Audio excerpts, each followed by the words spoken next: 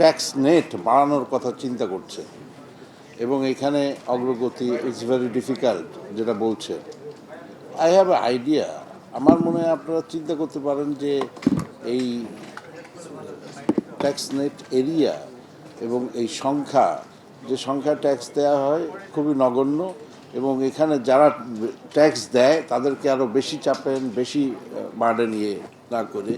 কারণ আমাদের একটা অ্যাডভান্টেজটা কি বাংলাদেশে, যে we have lot of people, 20 crore, 20 কোটি লোক, এবং ডেন্সিটি অফ পিপল। সো এখানে যদি একটা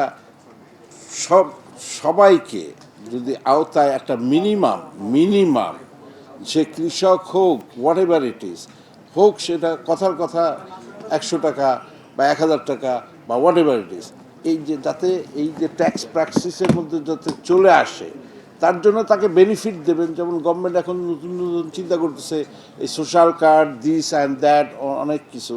তা আমার মনে হয় যে বাংলাদেশে কিন্তু আমাদের যদি আপনি গ্রাম এলাকায় দেখেন অনেক উন্নতি হচ্ছে, এবং সেটা কিন্তু এইটাকে মানে চিন্তাধারা আমাদের চেঞ্জ আনতে হবে।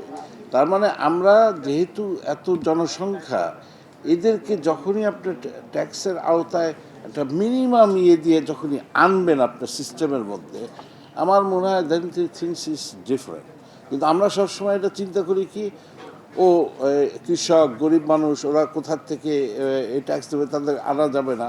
না, আপনি ওইটা না, আপনি একটা বেস লাইন তৈরি করবেন যে মিনিমাম ট্যাক্স প্রতি পার্সেন্ট কম যেটা পসিবল।